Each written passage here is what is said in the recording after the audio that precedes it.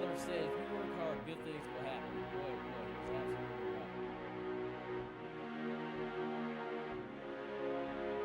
What if I told you there was a documentary about an athlete who is regarded as one of the greatest hitters the sport of baseball has ever seen? Tony Gwynn turns on one, hits it deep to right, away back there, and gone. Tony with a single, a double, and now a home run. He's 3 for 3. But the documentary wasn't based on him and his on-the-field accomplishments. The pitch. There's a drive, right center field, base hit, and there it is! Oh, doctor! You can hang a star on that, baby! A star for the ages for Tony Gwynn, number 3,000!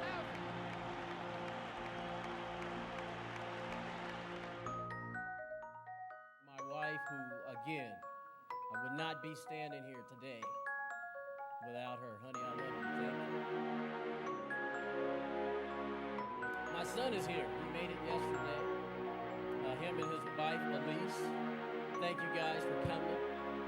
I'm going to be a grandpa in October for the first time, so that child's got no chance. Got no chance. And my daughter, Anisha, who sang the Canadian anthem and the national anthem.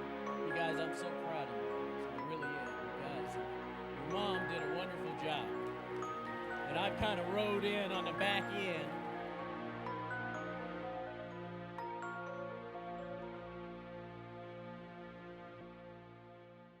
You see, he was a better man than he was a baseball player. I want to introduce you to my father, Tony Gwynn. For me, this story kind of begins in Long Beach, California. Long Beach, known for its historical landmarks, and the powerhouse high school, Long Beach Park. It's amazing how much the world has changed in a short amount of time. And like I said, it was a different time back then. I think it was more family oriented. It was truly a village. The neighborhood raised the neighborhood. Growing up on the west side of Long Beach, where I stayed, where the Kirton stayed, where the Gwynn stayed, if they knew you, if the neighbors knew you and you did something that you weren't supposed to before you got home, you could rest assured that your mom, your dad, somebody knew about it. And this was before cell phones. This was before social media, but word traveled that fast. If you did something, they literally raised other people's kids. Well, on my dad's side, they're all hard workers. My father was basically, what he showed us, I think his example was hard work pays off. We used to see him come home after fighting traffic, had his radio in his hand, hat turned sideways, and just, wouldn't allow what had gone on at work really affect how he treated us. But I could tell that it was something that he wanted to make sure we saw every day. And I think it stuck with all of us, as well as my mom. My mom was a hard worker as well.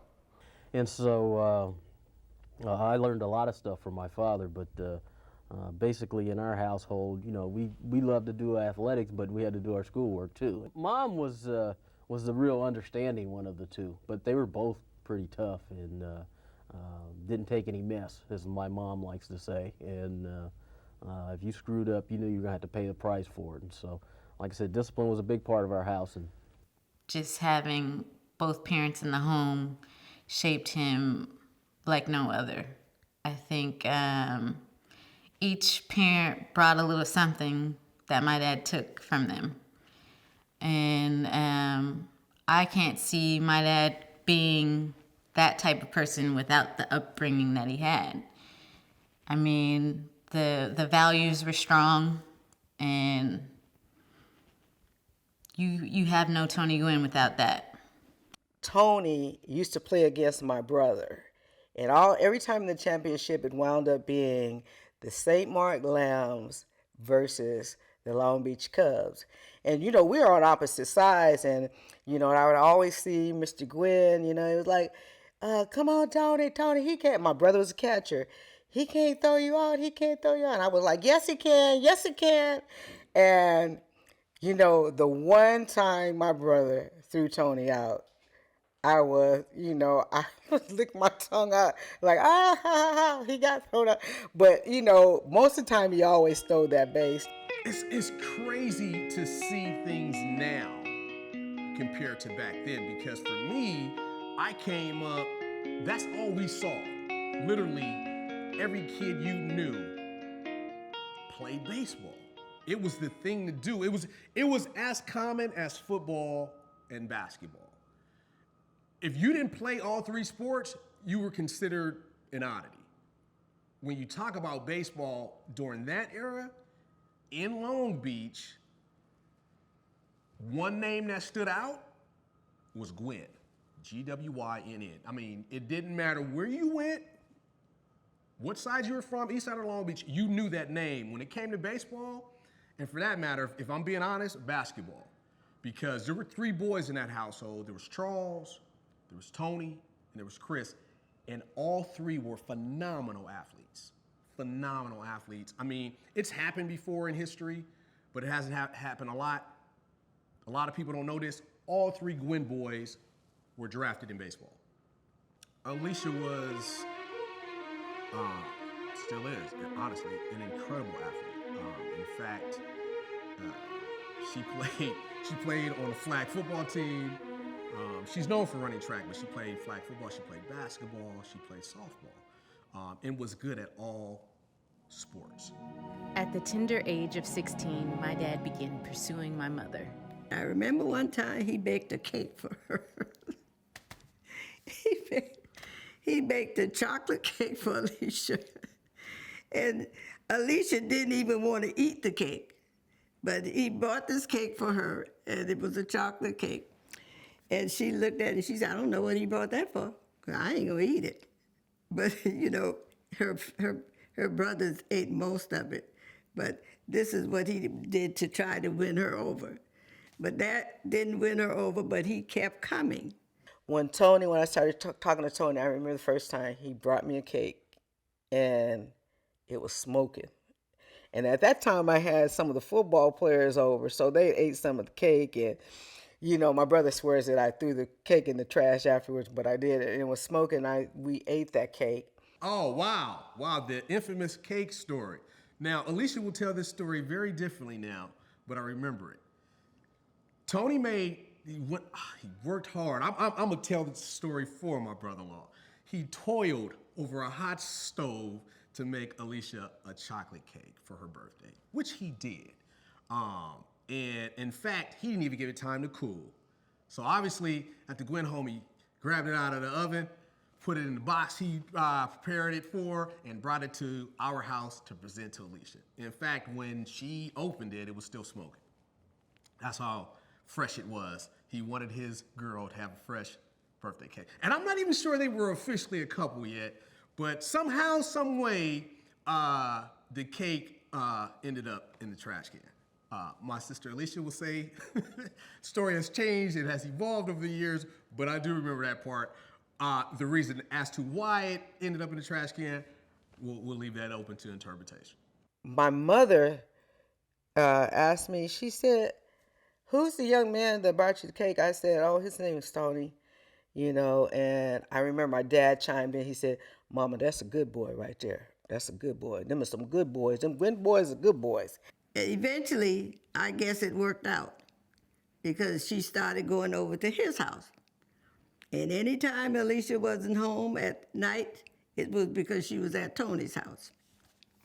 And I asked her one time, I said, why are you always at Tony's house? She said, Mom, I'm just over there. You know, he's my friend. I guess they must have fell in love with each other because she wound up, you know, courting him. Growing up in a home with older sisters, you know, high school age, they started having, you know, gentlemen callers come around, suitors come around, you know? So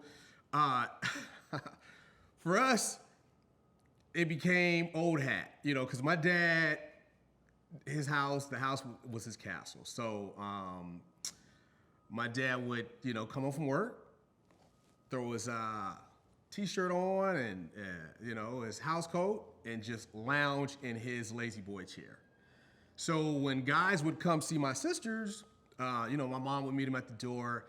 Oh, so-and-so's at the door. And my mom would say to my dad, hey, Anita or Alicia's having a guest. Go put something on. My dad would look at her as if to say, I'm not going to their house. They come to my house. I'm good. So we got used to that.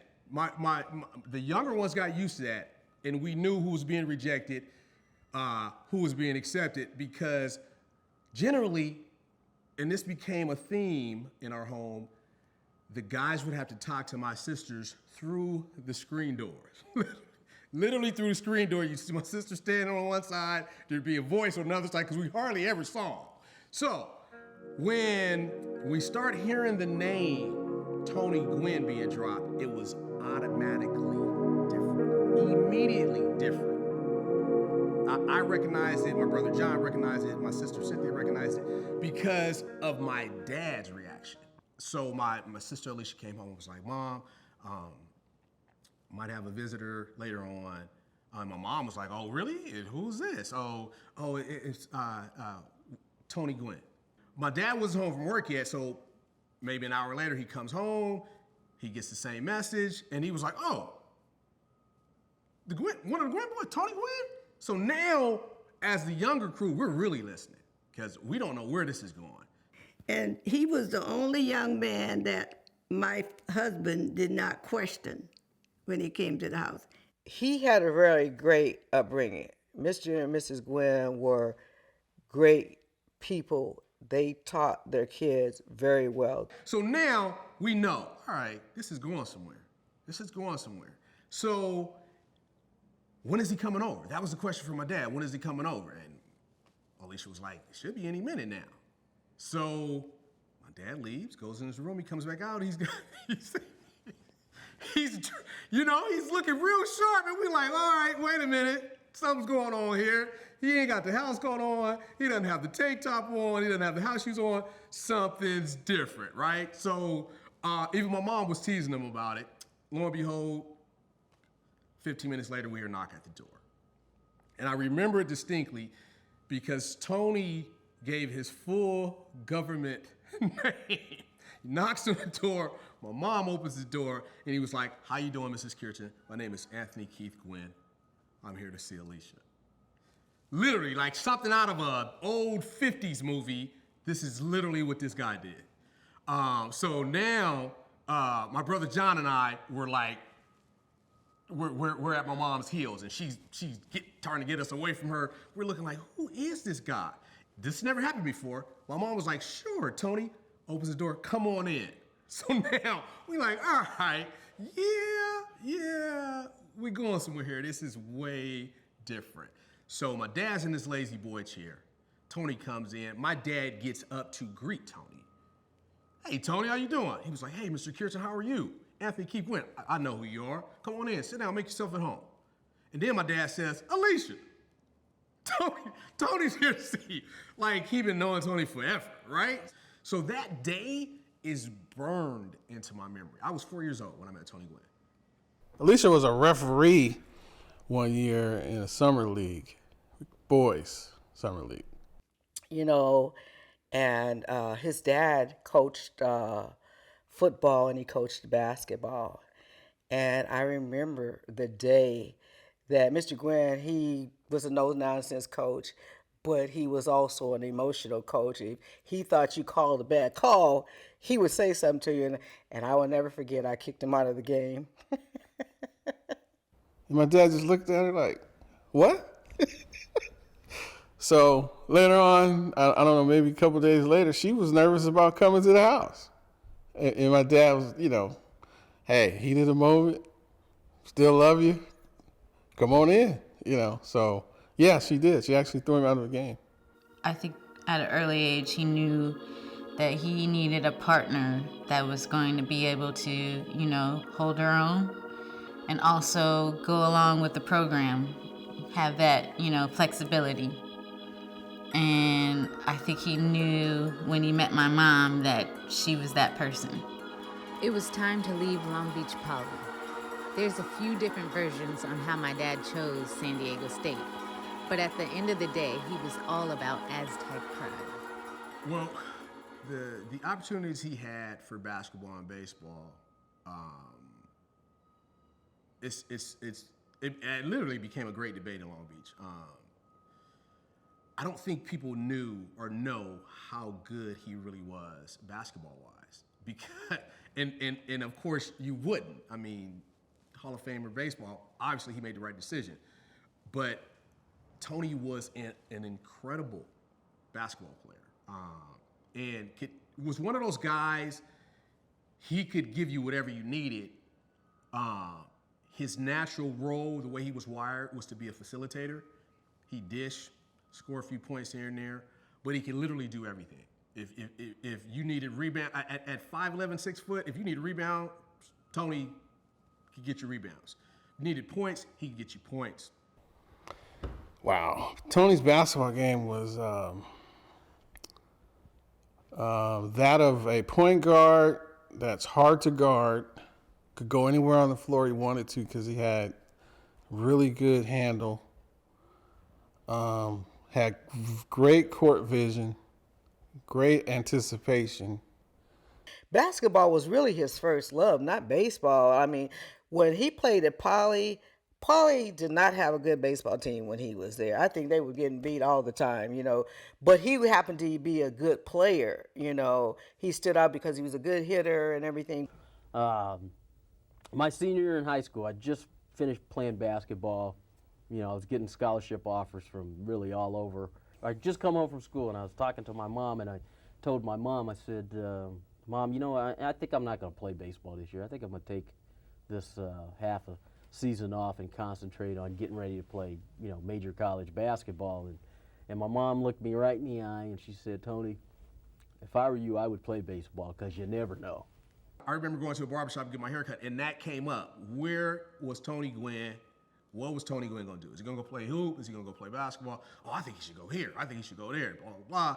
And I remember this one guy saying, man, he seemed like he a hometown boy. He going to stay home. All of a sudden, out of nowhere, a bomb dropped. Michigan State. What? Michigan State? Where'd that come from, right? So now you start hearing these names being dropped, right? That, again, made me, going back to the whole reading thing, made me search this guy out. And Tony ended up actually getting me a book years later about Irving Johnson, right? Well, anybody who's a Laker fan knows that's Magic Johnson. But the story is that Tony had a chance to play with Magic Johnson. Yeah, I did know my dad had an opportunity to go to Michigan State and play with Magic Johnson. And I talked to him about it on many occasions. And I don't think he believed he was good enough to play there. My dad wanted, the one thing that he wanted to do was play both. He knew he wanted to play baseball. So aside from him not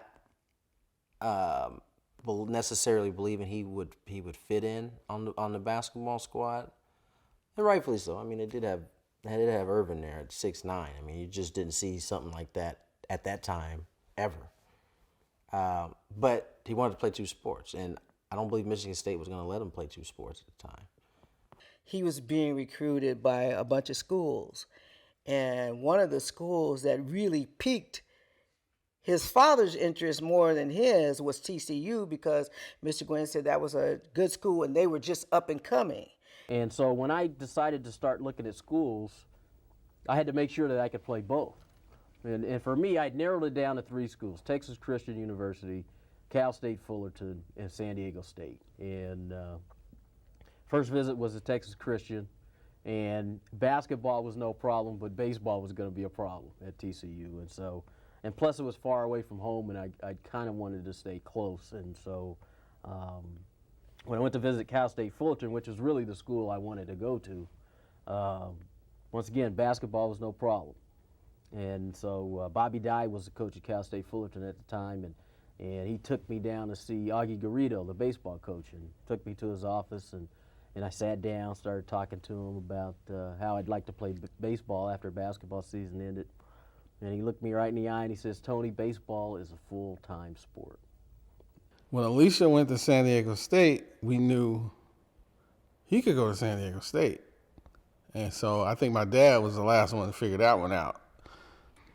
It was just one direction until almost the timing was like almost in sync. When she was going to San Diego State, then all of a sudden San Diego State was on Tony. Tim Veazey, who was the head coach, was in our living room talking and wanted him bad. And next thing you know, 1 and 1 is 2, and he's at San Diego State. It was just funny. He was like, I think this is the best place for me. And my mom and dad looked at each other like, okay.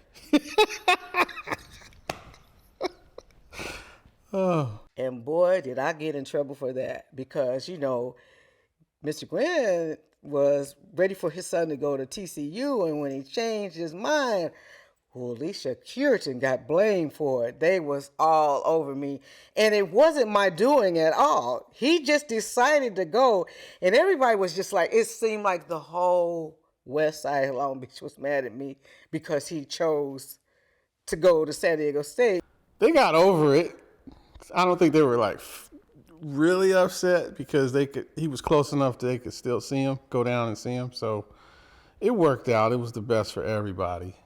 But the fact that his soulmate was at San Diego State made it a whole lot easier for him to look at San Diego State as a viable option. Let's just put it that way. Whether she influenced his decision or not, we'll leave that alone. We'll leave that alone.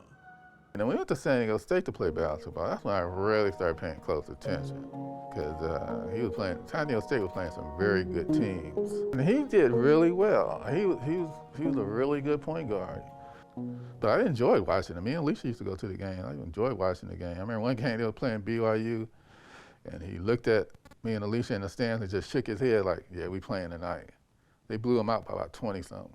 I'd go to every game, and it was like a joy watching him play because he was a great player. We played BYU, that was the game. You know, Danny Ainge and Tony Gwynn. And I remember Danny would be guarding him, and Tony would make a move and go around him, and Danny would be on the ground. And, you know, it was just an awesome time watching them play. I believe he still holds the assist records in the WAC. But he never thought he was that good. But he was actually really a good player. And I really think that if he would have he could have chose either sport. He ran the fast break well. He ran the offense well. He had the common sense to go to the guy who was hot in offense and give them the ball. I mean, he got drafted by the Clippers. And I know the rumor was that he would have got drafted higher if they knew he was going to play basketball. And Paul Silas I think he was the coach of the Clippers, and he's been asked and he's been on the record and said that, no, we drafted him because he could play. So I'll take you back. I'm 17. I'm on a flight. Bobby Meacham and Vic Martin meet me at the airport. So we land. I'm on my recruiting trip for baseball. What are we doing? We're going to watch Tony Gwynn play basketball. I mean, I was like, I'm sold. Let's go. I'm coming to San Diego State. So I go out there, and these days, there wasn't video. Like today, you turn on TV, you got highlights, everything else. I just heard about Tony. I didn't know what he looked like or anything. So we walk into the arena. He's got this afro, like way out here. And you know how he used to walk like this, and he's just kind of dribbling around, shooting. I'm like, that's Tony Gwynn. There he is. And so I'm watching him, and he comes down. I think the first time he comes down the court, he shakes somebody, spins on somebody else, pulls up, hits a J, and I'm like, dang! And Vic goes, you ought to see him swing a baseball bat. And the crazy part is he only slipped into playing baseball at San Diego State because Bobby Meacham, who had played against him, found out my dad was on the basketball team and was like telling Coach T, yo, this is your best baseball player. He doesn't play. And that's how he ends up on San Diego State's baseball team. Mom, she was the rock of the family. Basically held everything together. Made sure our homework was done, made sure we were striving to do the best we could do. The funny thing is she's the one that's credited with telling Tony, my brother, that he gonna need baseball one day, because he actually thought about quitting baseball at San Diego State. And she told him, I was sitting right there, boy, you might need baseball one day. But he had to figure out that he liked baseball too. Which sport do you like better? I think baseball, because I've played it all my life just about. But I like basketball too, but I think baseball is the game I'm best at, and it's a lot easier for me to do things out here than it is to play basketball. San Diego State kind of balked at it at first, the basketball people did. So he had to sneak out and play, really. And there's the legendary stories of Kerwin Danley, who's an umpire now, still in the major leagues, that went to San Diego State, who I played with when he was a senior, I was a freshman. He played with Tony. And he said, Tony would be in basketball, season would be over. Tony would come out the next day and go 4 for 6 in a doubleheader, hit every ball hard. It's like, this is just where he was supposed to be. And so when I came here, I thought, I heard about, I had met a guy named Smokey Gaines. And Smokey told me how good of a basketball player that Tony was. And so I said to Smokey, I said, I feel like I'm a better basketball player than football player. And he looked at me and he said, well, you might be good at San Diego State then. And when I turned professional, you have to understand, although it was different sports, as I did in college, I was chasing the legend of Tony Gwynn. Around San Diego State, Tony's name is gold. He's a legend. You know, Tony has been and will be the standard for myself, for Strasburg, for Kawhi, and any athlete that come along at San Diego State. Like he is the standard. He's the flag carrier. When you first heard of San Diego State, the name Tony Gwynn is how you heard of it. That's how I heard of it. That's what, in all honesty, coming here to play a sport, knowing that Tony Gwynn was able to build what he built at the University of San Diego State, I was like, I can do that here. And so in the pro game, that's all I wanted to do. I was chasing Tony. My pro career, I'm chasing Tony. I want to be as popular. I want to be as well known. I want to do not just the things, but better things as an Aztec, as Tony. And I know I'll never catch him in baseball, but if I can make that mark in football and put San Diego State on the map in football the way Tony did with baseball, then it'd be pretty good. I mean, if people just saw me in a little bit of the light that they saw the man in Tony Gwynn, then for me, I'd accomplished something. Although my dad was winning batting titles and Golden Glove awards for his performance on the field, family was always the #1 priority for he and my mother. The fact that she came from a big family ultimately shaped how we were raised as well. At one point, we probably had 7 kids in the house. And, you know, that was kind of our norm too. Like, it started where we'd only get to see our cousins during the holidays. Maybe they'd come down for a weekend. But then as they started getting older, we started seeing them more. And, you know, my cousin Chase and my cousin Tiny, they moved in. They stayed with us.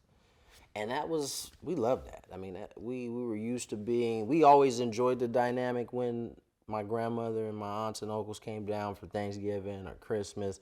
We always enjoyed that dynamic. So we get to hang out with our cousins. That was like our brothers and sisters, really.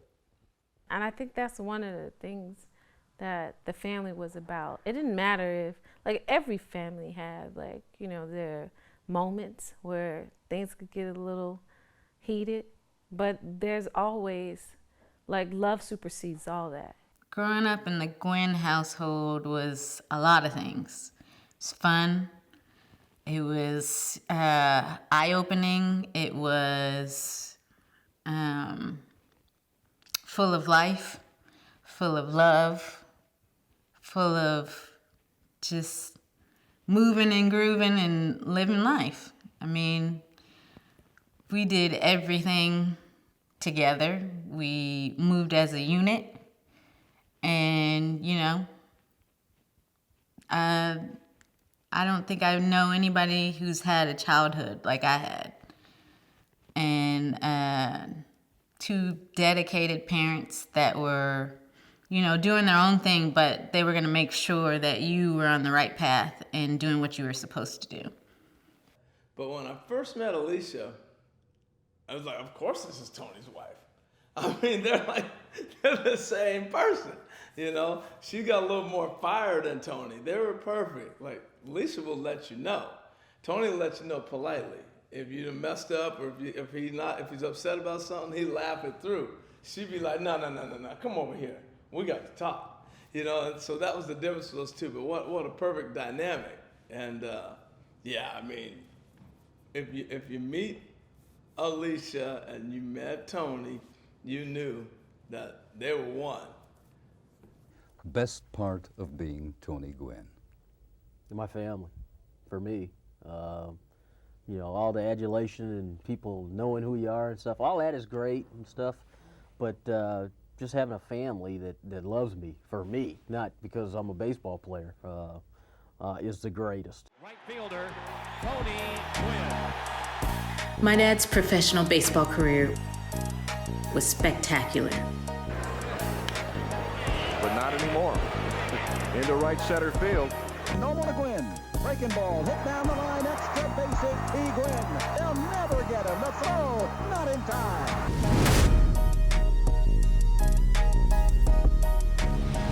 Tony Gwynn comes in. Makes a sliding catch. Martinez, the 1-2 pitch to Tony. Line shot center field. Will it drop? It does drop. Up the middle, base hit.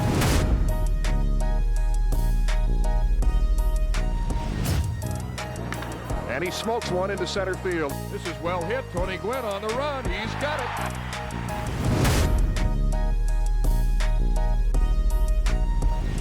Tony Gwynn digging hard and makes the one-handed grab. Heading into second base. He slides in safely. Went down the right field line at the track at the wall.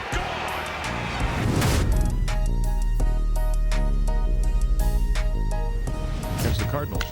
And Tony drills one to the gap in left center field. He played in 15 All-Star games, collected over 3,000 hits. Waiting a pitch. Drive, right center field, base hit, and there it is! Oh, doctor! You can hang a star on that, baby! A star for the ages for Tony Gwynn, number 3,000! And is in the Baseball Hall of Fame.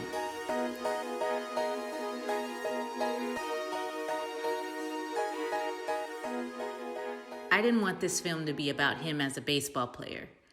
It had to be about him as a person and his most prized possession, his family. Every year before spring training, it was basically like Christmas in the spring. Everybody was there. My grandma, my aunts, my uncles, whatever family friends that were around, all the kids. And we would eat, we would tell stories, we would laugh, and at the end, we would do a family prayer. Because my dad required prayer before he went to spring training every year. And then either the next day or that night, he'd drive off to Arizona and the whole process would start again. But, I mean, we grew up in the church. My mom grew up in the church.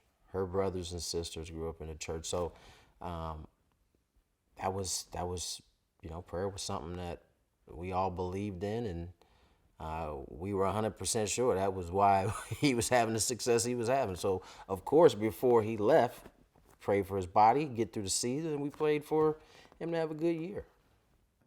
I don't know any other way to say it, but man, when the Holy Ghost hit my mom, man, and she would pray for Tony, he loved it. Like, he was excited about that. He felt like, and right after the prayer was over, he was like, yep, I'm gonna have a good year. I'm gonna have a good year. And he would, even if I wasn't home, he would call me wherever I was. Because one time I was in Mobile, Alabama, and he called me one night, and he said, Miss Curtin, so you know I got to have my prayer.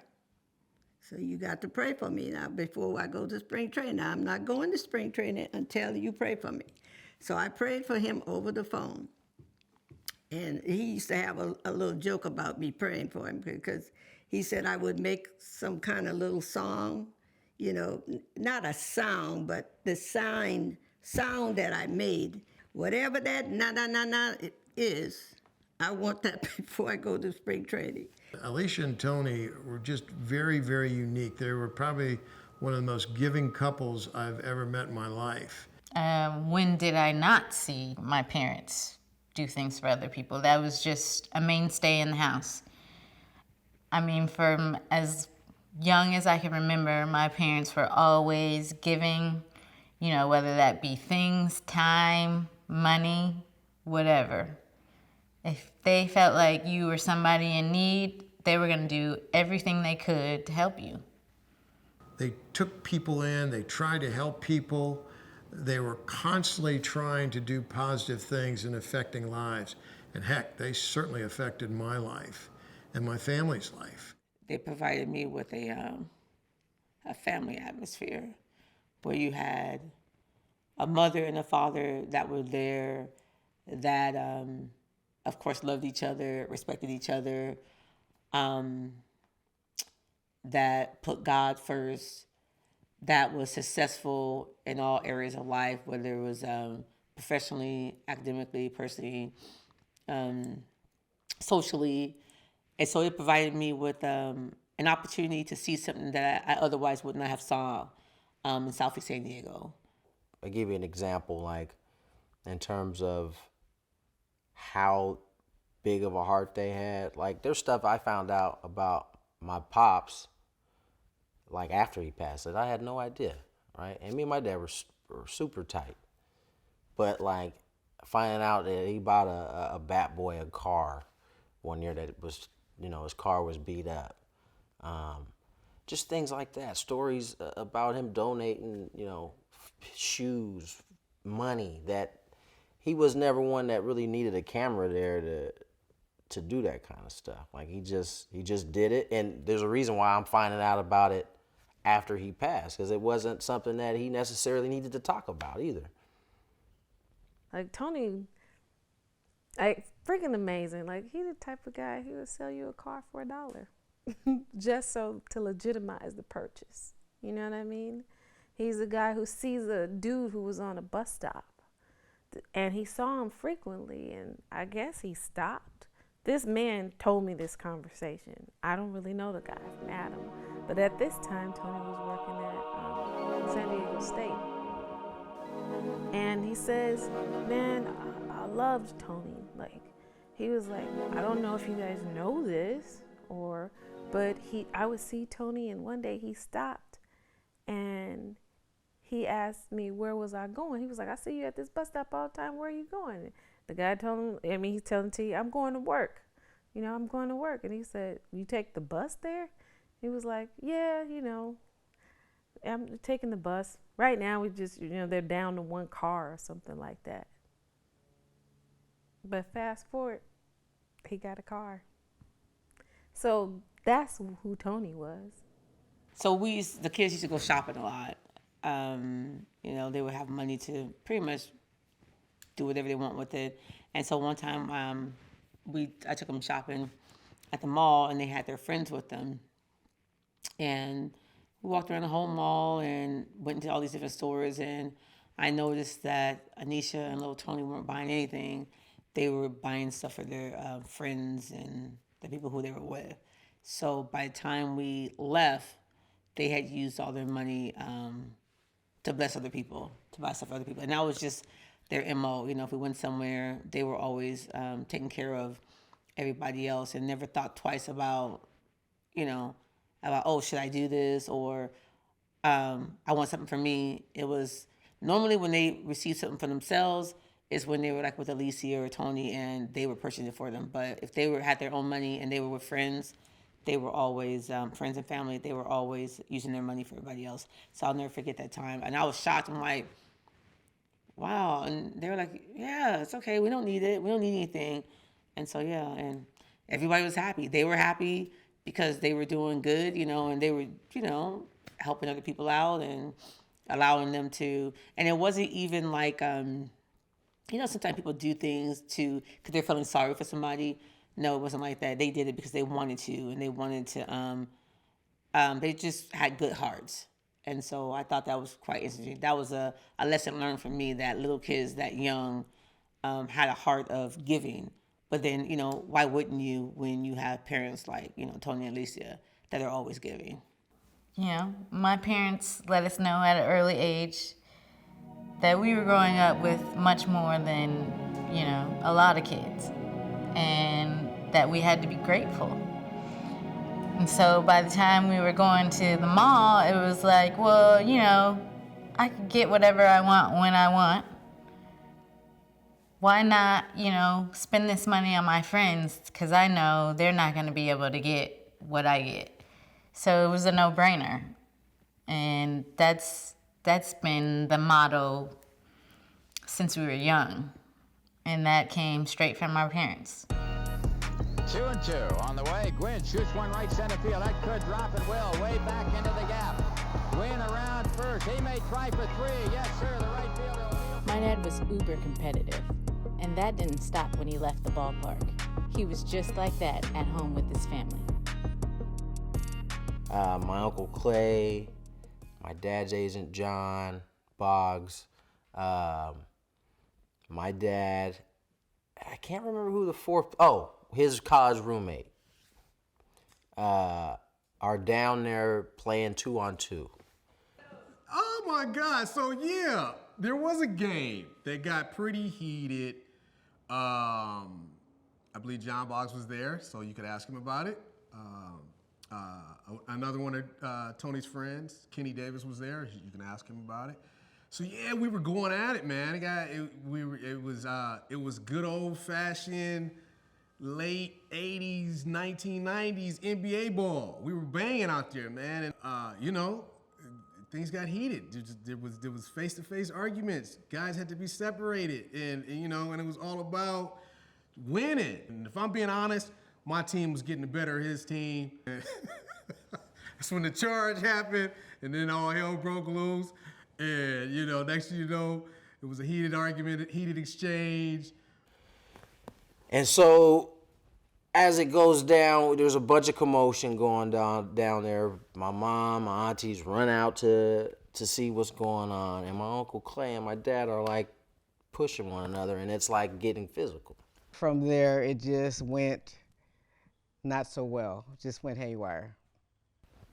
Now, I will say, in my uncle's defense, my dad called a charge on him. And I just, knowing what I know now, ain't really no charges in 2-on-2 hoop. You know what I'm saying? But again, it's a competitive family, and he thought he had the call. Pops was playing his hardest. They was basically thinking it was Kobe versus Jordan, and it was a crazy matchup, and Pops got the game point, and he was going to win the game. But because it's house rules with Uncle Tony, he charged him. Whether he did or not, he charged him. So he needs that rock back, and because he got home court advantage, he going to get the W anyway. So. Now, in a street ball game, can you really call it charge? Doesn't really make any sense. But, it happened, and it was a huge deal. It was like World War III. I remember all of us being in the room, and we hear all this commotion, just yelling. And so they both burst into the room and are peppering us with questions well, if so-and-so is doing this and blah, blah, blah, and we're just stuck. Well, we're not going to take sides because, this this is Uncle Clay, and this is my dad. Like, I'm saying nothing. I'm just sitting here. I'm just gonna watch this one out. And so they realized that they weren't gonna get anything out of us, and they just like kept going. And it got heated enough to where my Uncle Clay got kicked out of the house. You know, when you kick somebody out of the house, you realize, okay, well, where are you gonna go? And what's gonna happen? Are we gonna see him again? And then finally, Tony just was so upset. He was like, well, you know, you could go home after, they ensued a big argument. So he was like, you can go home. And Clay was like, yeah, okay, I will. And he walked up the stairs, and it was just, it was not a good day that day after that charge. So he cools down, and he asked me, Leash, was I like an idiot out there? And I said, yes. He said I wasn't right. I said, no. So he calls Clay up, and he says, hey, Clarence, I shouldn't have done that. Come on back, man. I was wrong. Come on back. Let us just come on back. He went from San Diego to Long Beach back, and he was back in the house, and it was all good. But it was, for myself and our cousins at the time, we were like, this was like the worst thing that ever could happen. It was ridiculous. It was like, so you gave everybody a heart attack, and then now you guys are just like brothers again? Really? When our parents were on the road, my dad's sister, Charlotte Smith, and our aunts and uncles watched us, and we were typical kids doing what kids do.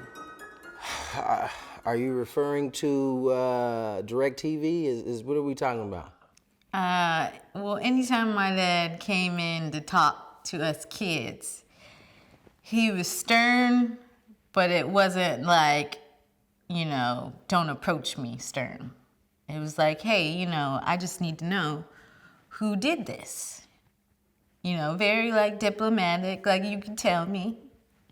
And we weren't falling for that, because we know he's gonna use that and he's gonna take it to mom. Now mom is she's the one that, will go off the ringer. So we don't want that. We don't want that, because dad is gonna leave for a road trip pretty soon, and it's just gonna be us and her. We don't want that. So we had to keep the code, and we act like we had no idea what he was talking about. There's some movies. This is when pay-per-view was huge, right? So there's some movies that were being ordered, right?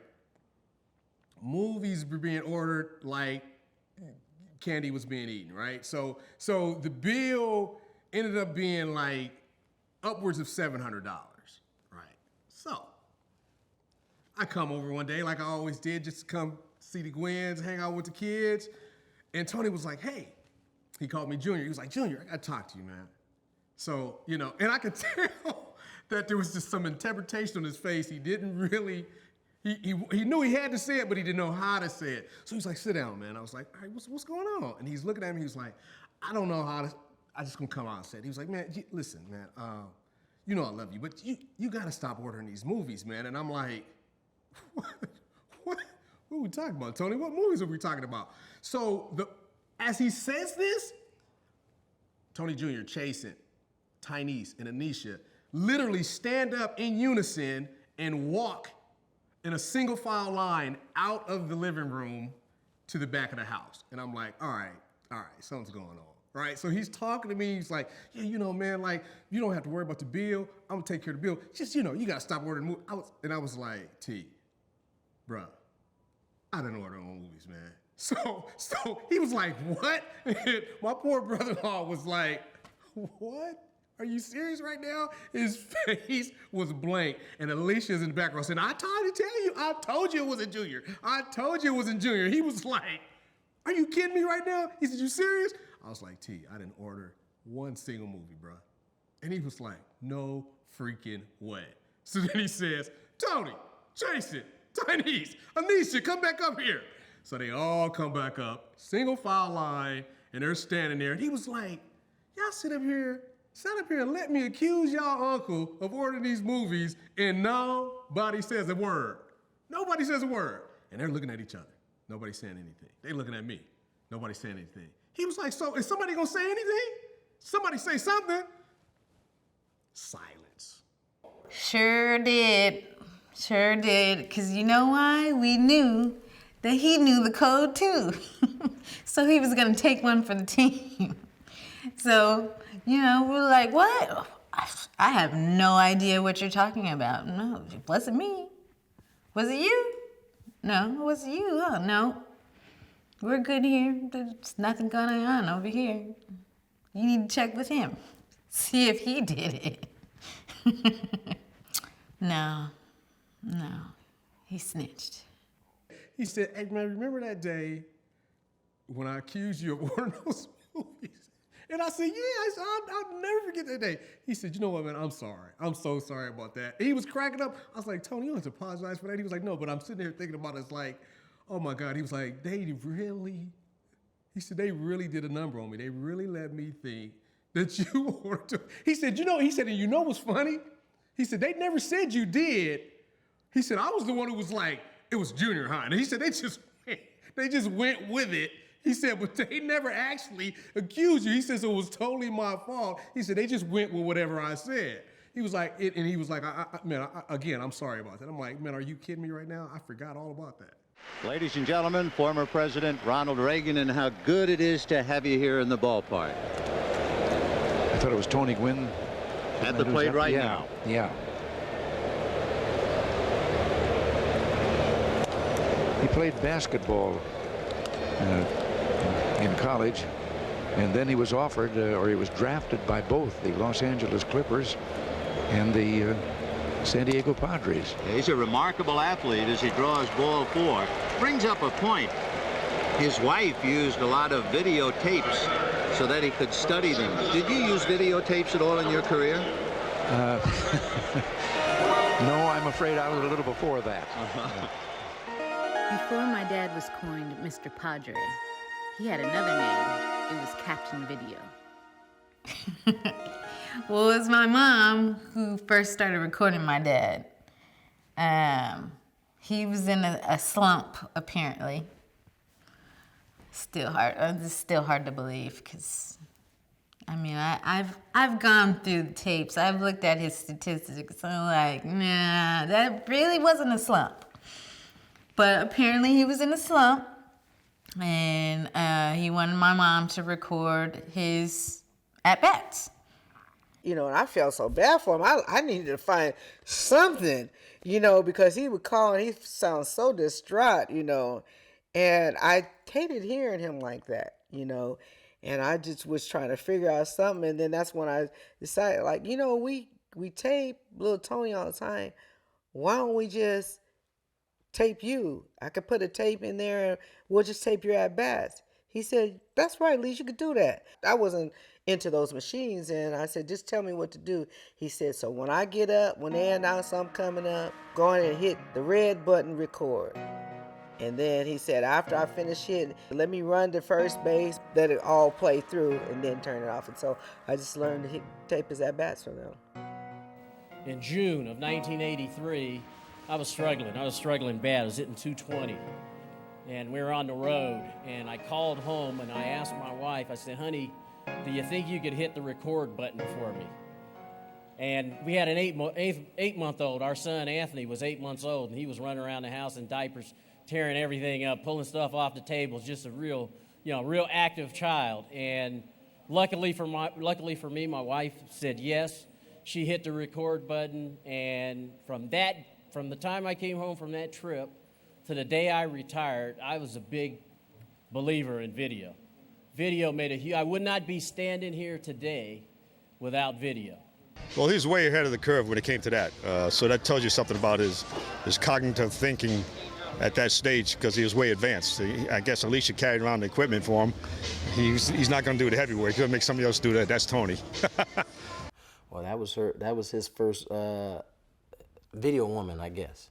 Like, every team has a guy that is paid to just get the film, be able to put it in different hits, be able to separate it accordingly. There's a video guy, and on every big league team there's one. Even on the minor league teams they have them now. And my mom was like the first one to do it. And it was simple then. Betamax, I think you just hit record, make sure it was on the right channel, and that's how you record it at the time. And so my dad would come home and then take it, the full game, cut it to just his at-bats. Then he would cut just his at-bats tapes to just his hits, and he would have the whole thing. And I mean, there was literally tapes throughout the house of his at-bats. I think she knew his swing a lot because she watched it so much, and the one thing I've known as a player, in your mind, sometimes you think it looks a certain way, and then when you see it objectively on the screen, you're going, oh my God, I didn't know I was doing that. And when somebody knows what it looks like when you're doing it right, they can just tell you. Yeah, Alicia was his home, I call it at-home batting coach, because she would, we'd sit in front of that TV. When she didn't go on the road with Tony, we'd sit in front of that TV, and every time he came up, she'd hit record. Click. Right? And man, she was on it, and she was literally watching that, and don't let Tony do something that she didn't think he, or if he took a pitch that she didn't think he should have taken, we heard about it in that house. And she, when you start videoing, you get comfortable watching a guy every day. You pick up things immediately. So that's why I said she probably knew his swing as good as anybody. I mean, the time they spent together on the video, I mean, that was the perfect marriage. He would film him. He would tell us, hey, Alicia's helping me out. She was, a coach. Now here's your wife that's actually a coach. I mean, it's hard to beat that marriage. And they work well together, obviously, but that was pretty cool. And when I look back, because you look back at 98% of players, their wives aren't really involved with what they do on the field. There's a separation there, but they were one. Oh, no doubt. Tony doesn't become the player he is without her. I mean, you take the simplicity of videotape. I know Tony gets a lot of credit for being the first guy that really dove into video. Who was filming the junk? Who was sitting there talking to him about it? And I learned years later, for me, as you start to get older and you start to reflect on things, Rick Griffin was our trainer in Seattle. And it'd be so many times I'd be sitting on the bench and he'd go, hey, your foot not feeling good because you're not standing the same way. He was able to observe things that the hitting coaches never saw. And so he almost became like my hitting coach without knowing, hey, here's what you need to do on a slider, here's what you need to do on a curveball. Well, that's what I look when I see Alicia, that she was his eyes to things that didn't matter. Did he have great hand-eye coordination? Maybe the best ever.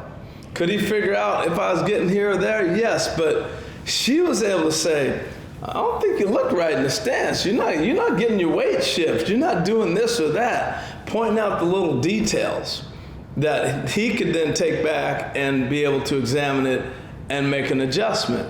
So it sounds strange, but Tony Gwynn doesn't become the great player he is without Alicia. Well, the other thing was, he said his wife was usually very stoic at the game, and she was on her feet clapping, and I think that kind of got him choked up a little bit. Isn't she Mrs. Video? She does all the videotaping. She is his batting coach. Make no mistake about it. Merv Rettenman, the batting coach of the Padres, makes a few suggestions here and there, but Alicia Gwynn is the batting coach. I say that not really tongue-in-cheek, because she really is a student of hitting along with Tony. I mean, she pretty much sits in the same seat every night, so she has a mind view of what Tony looks like in the box. If he's moving around in the batter's box, looks a little different to her, she'll tell him afterwards. And they have a great relationship. It's a good thing that he's never gone into a slump in his entire career. Alicia would say, "You got to get your booty out the dugout," and Tony was just like, "Okay." And what that meant was, stay over your legs, let the ball travel, just turn your hips instead of trying to clear them out of the way. Yep, get your booty at the dugout. That's what I said. Where's his butt at? His booty is in the dugout. Well, if your booty is in the dugout, you don't have a lot to give to that ball. So you're taking away your strength, basically. I heard that. I think we all heard that a whole lot.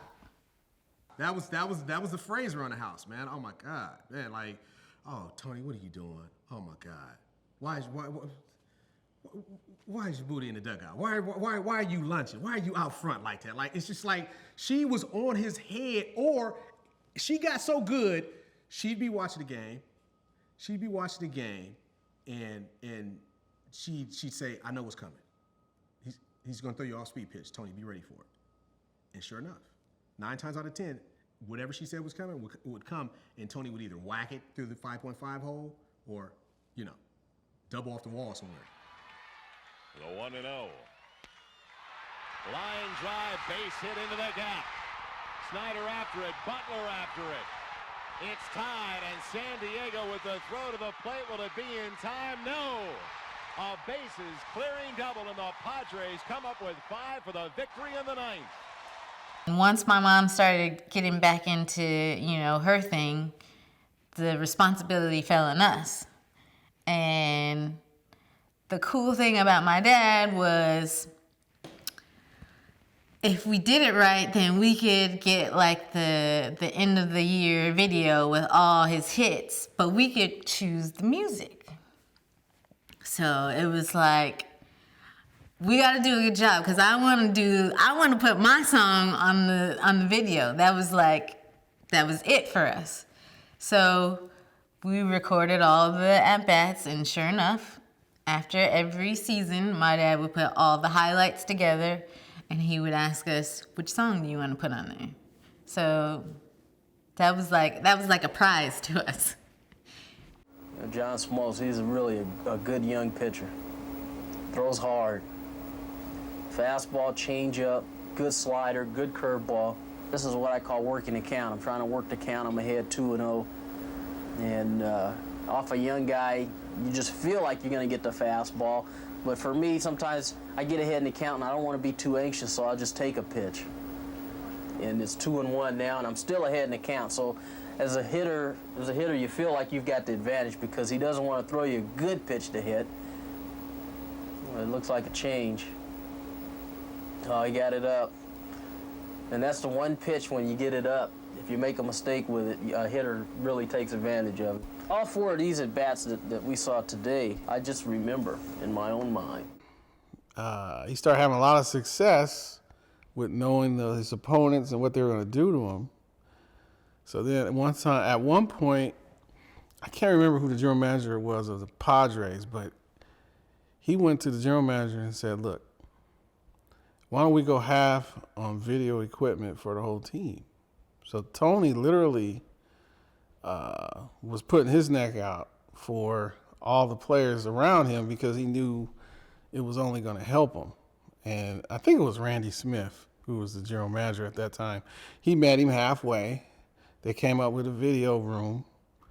You'd see all these other players start investing in video equipment and cameras and everything else, and Tony kind of chuckled and said, "Well, I hope they know what they're looking for." And I go, "What do you mean?" He said, "You got to know what you're looking for in your swing, or else you're just seeing something repeat itself 1,000 times. You've got to know what you're looking for." And it just told you the intellect of the individual. He knew what he was looking for. As a hitter, the thing you feel proudest about is the fact that they feel like they can't pitch you one way.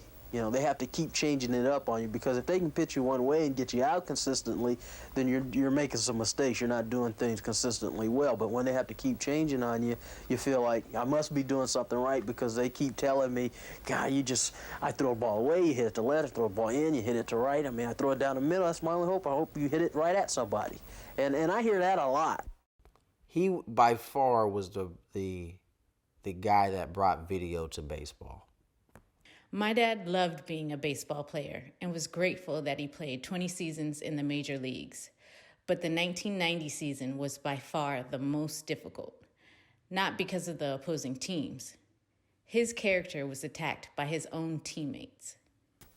Padres right fielder Tony Gwynn isn't getting any respect, even if he does deserve it. Michael Tuck tells us why in his perspective. Let's cut right to the heart of this one. Tony Gwynn doesn't deserve what's happened to him this year. And just as important, the petty little minds of the San Diego Padres don't deserve a player of Gwynn's caliber and character.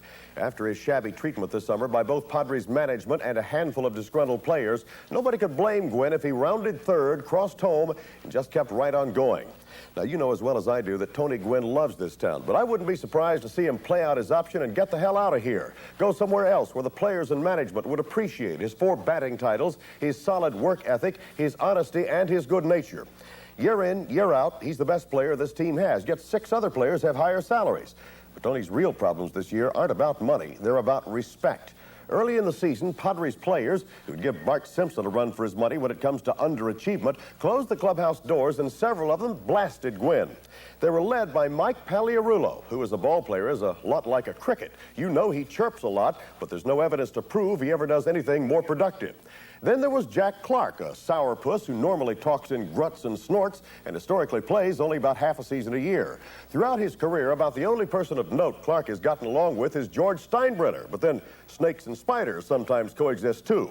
Anyway, Clark and Pagliarulo accused Gwynn of being a selfish ball player. It hit all the newspapers, and management never did much of anything to come to Gwynn's defense. So, is Gwynn selfish? No, what he is popular. He's outgoing. He's quick to laugh at even a bad joke, never developed that bunker mentality so common among jocks. Basically, he's a kind of early Steve Garvey, without the goody two-shoes, of course. And simply put, a few of Gwynn's teammates are jealous of that. Broadcaster Dave Campbell, who has followed this team about as closely as anybody, recently said as much. After the Padres won the pennant in '84, nobody accused Gwynn of being selfish, and, says Campbell, he plays the same now as he did way back then. The problem is not Tony Gwynn's attitude, but other people's attitude. After this season, the Padres will get new uniforms. They'd better hope their best player is not wearing somebody else's. I'm Michael Tucker, that's my perspective. There's a few people that walk this earth, and when people say something negative about them, then you don't need to look at the person that they're talking about. You need to look at the person that it's coming from, because there wasn't a selfish bone in Tony Gwynn's body. I can tell you that. There wasn't a selfish bone in his body. So whoever said that, they need to be checked. They need to look in the mirror at themselves. Might be a little bit of jealousy there, a little envy, maybe wannabe, you know? There was nothing selfish about Tony Gwynn. There's not a selfish bone in his body. If anything, he gave too much. I guess you can tell that pissed me off. You know, there was a period of time people said Tony was selfish. You know, I'd heard that. And I went, they don't know Tony Gwynn then. Well, he's always thinking about only getting his hits. Well, what are we supposed to do at the plate? We ain't supposed to get hits? And I'd heard these type of things, and I went, well, I've watched Tony work with me on an opposing team in a different league. I saw what he did with Sheffield and McGriff and talked to those guys who were kids, including Robbie Alomar and all these other people. He took them underneath his wing. And so it's funny how that jealousy pointed back at Tony because he's hitting so well. People said, he's selfish. Time out. I don't understand that. And so those are the kind of things that you want to sit there and go, I got to scratch my head on that one. So I think Gary Sheffield, for me, was the litmus test. Because here's the angry, young, black, talented kid who Milwaukee discarded all that talent because he's going to fail. And he lands in the laps of the selfish Tony Gwynn, right? So this won't work. We'll send him there to selfish Tony Gwynn. And all of a sudden, Tony takes him under his wing and nurtures into one of the greatest players the game has ever seen, Gary Sheffield. And so you don't do that if you're selfish. You don't do that. You don't get to a World Series if you're selfish. You don't have a whole team going, the first guy we want to get to the World Series for is Tony Gwynn. You know, so it's just funny and cynical how the world is cynical about things they don't know.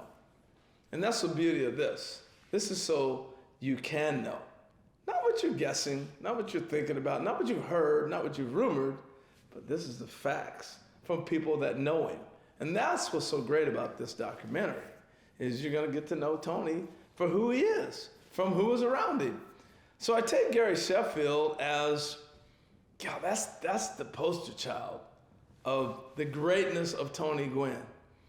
That he took a kid who everybody thought was so troubled, and what's the reputation of Gary Sheffield today? The greatest teammate. Every team loves Gary Sheffield. And Gary Sheffield learned how to be a good teammate and a good man from Tony Gwynn. That's the legacy. Well, my journey started when I was 8 years old. Gary Sheffield's catcher. Bottom of the sixth inning is 4-2 Taiwan, and Gary Sheffield leads off, hitting it into the left field corner, and pulling in at second with a double. And all I ever dreamed was is just being a baseball player, nothing more. My uncle was Dwight Gooden. His name was synonymous of being one of the best to ever do it. Growing up behind, him and in his shadow, it was a lot of pressure on me, because one thing I know about my uncle, as great as he was, he always put me on a pedestal. And he always put the pressure on me and tell people that I was going to be great. And he told everybody this, and he wouldn't stop. And my granddad used to tell him to back down with the talk and let me be a kid. But my uncle must have saw something in me that nobody knew but him. He saw a dog. That's what he saw. And he knew I didn't back down for nothing or no one. And so he had to tame it. He had to tame it. I had a bad attitude. I had an urge to fight. I had an urge to step to you. That just was my thing. And he had to reel that in a little bit. And when I got a chance to be a part of the Padres organization, and they had a superstar like Tony Gwynn, he's the face of the team, unselfish, period. Not a selfish bone in his body. I never felt uncomfortable. It was all about helping me. I saw the efforts that he put in this, but he did it in subtle ways where he wasn't overstepping his boundaries, or he didn't want to feel like he was overstepping his boundaries. He could have did anything to me. I wouldn't have said a word. I would have just did it. And I watched this man come to the park and make sure I was good. So I knew then he changed my career, and I knew he was going to change my career that day. So that goes back to what I said earlier when we first started talking. And I said, as parents, sometimes, with our children, we want them to take all our information and we want them to run with it. And here it is, you met this man and he was giving you information, but man, you took it, man. That was the deal you challenged Triple Crown. Yes. Right? Yes. So you had all this talent, but you actually took this information, and you're the only player in history to ever win a batting title on the same team as Tony Gwynn. Yeah, man. That gave me emotional, man, because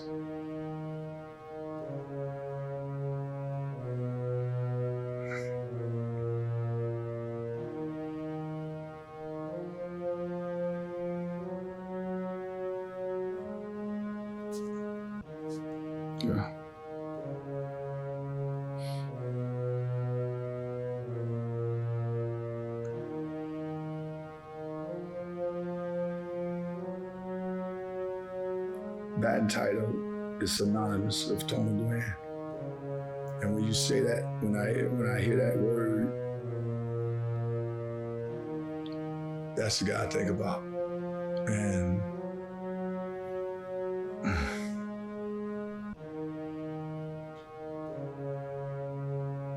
it's like, it's almost like you live in a dream, man. It's like you live in a dream. What he meant to me, man, it's like, it's hard to process. This guy, Tony, man,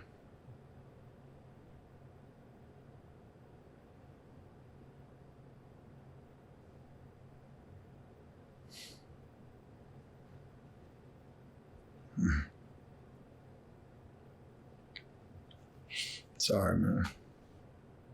No, Chef, take your time, man, because, listen, I want you to try to articulate it the best way you can, because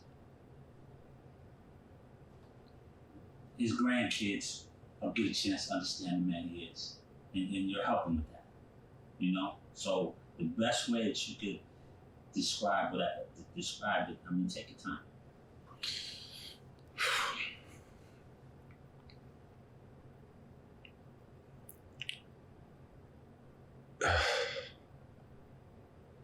Just imagine somebody saving your life, man. Imagine somebody saving your life. He ain't have to do that.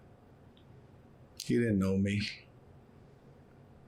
Saved my life, man. I was a lost kid.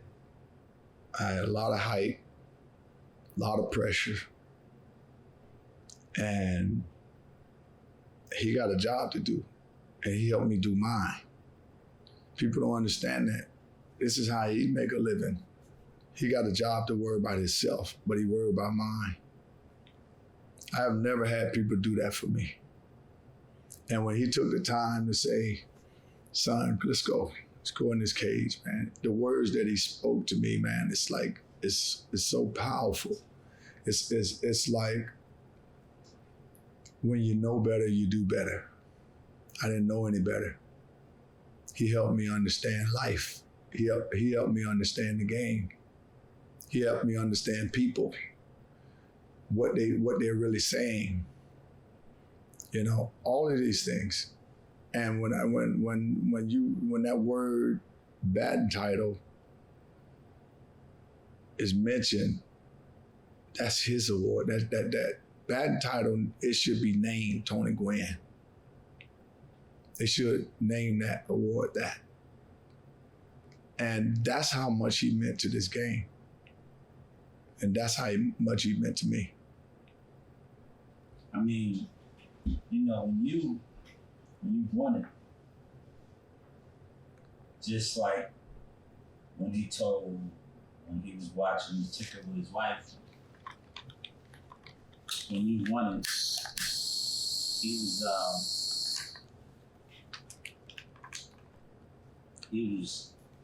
Alicia said he was more proud of that. That was one of the things he was most proud about, is that you won that batting title.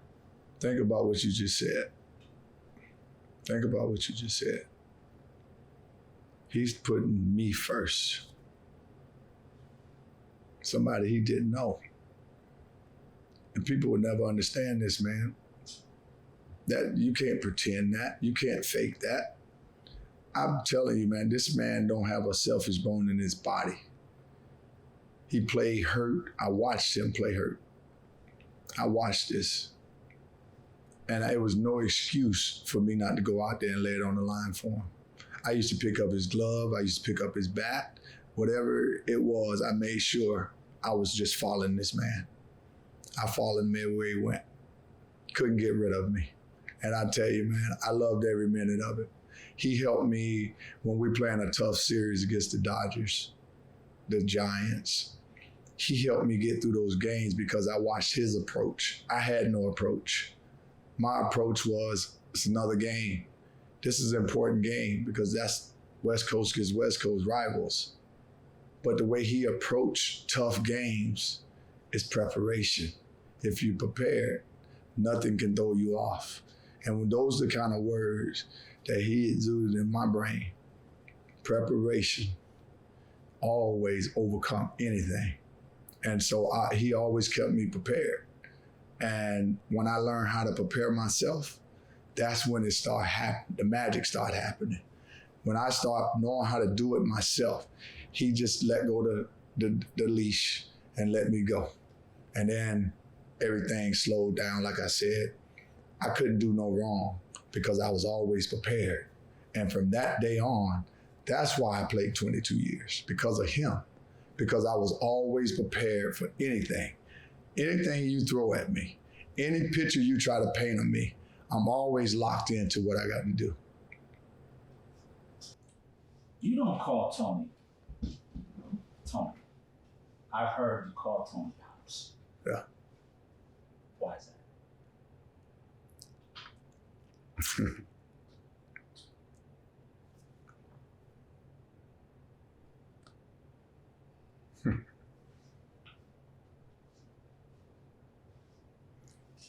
You know, when I first met him, and you're right, that's why I said Pops. When I first met him, I heard his voice. I was like, oh, he sound white. I said, he sound white. But then once I got to know him, he make that voice powerful when he's speaking to you. He'll raise it up. And the things that he did and the way he handled me, it was basically like, grab me by the shirt, pull me over here. This is what we're gonna do. And that's what a dad would do. That's what a dad would do. I saw the foundation of the family. I saw the baseball player. I saw how people respected and revered him everywhere we went. Everybody wanted his jersey. Everybody wanted his shoes. Everybody wanted this. I mean, all the time I'm watching this. Everywhere we went, somebody wanted his jersey. And everything, and throughout it all, he was classy through it all. And everything that my dad would do, he did.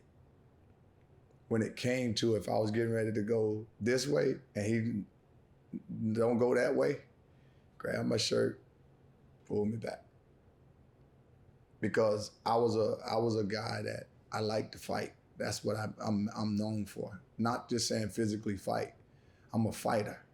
I don't quit to death. It's just you had to kill me. He knew that. So he knew he had to keep an eye on me. Because I can go 0 to 100. That's just my style. But he knew how to deal with me. And the only person would know that is your pops. That's why he's Pops. You know, man, you guys were only together that short amount of time, but you guys stayed in contact after that. And I want to tell you something. Like, Tony, you know, he played a long time, he was around a lot of different people. Mm-hmm. It's been said that not everybody you're his favorite. Not because of the great baseball player you were, brother. Not because you hit 500 home runs and you were a Hall of Fame baseball player. It's because of the father you turned out to be.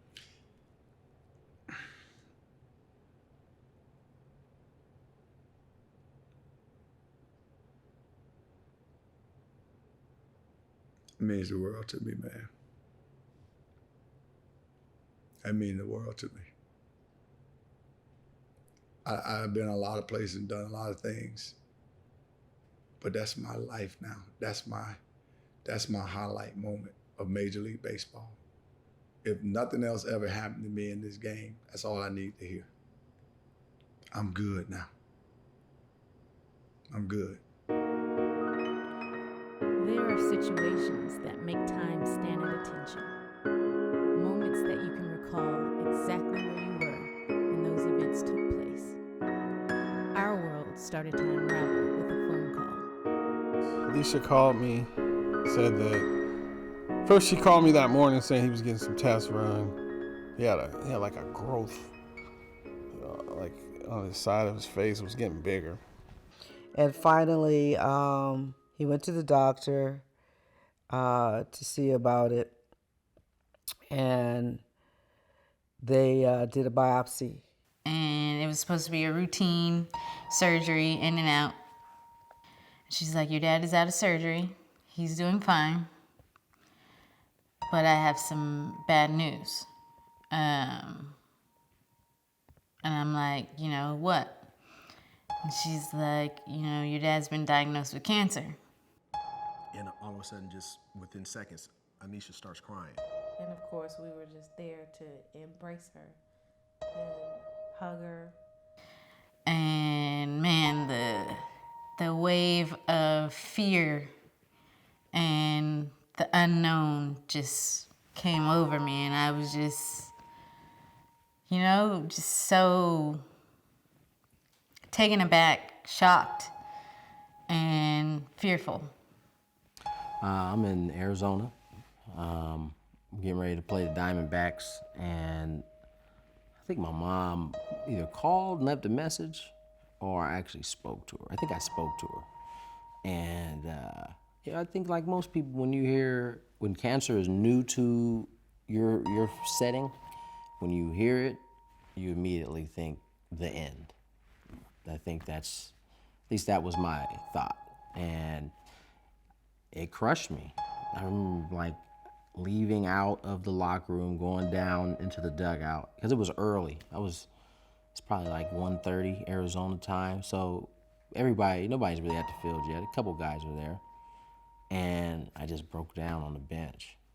I had a lot going on. I was, you know, we were holding on to first place in San Diego, playing well for the first time in quite some time. Gwynn is flying around third. He's going to try an inside the park home run, and he has done it. I'm a part of it. And I'm actually, after a slow start, I'm starting to play better.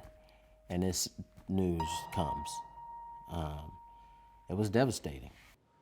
If you know Tony, if you knew Tony, you knew that he was a good man, and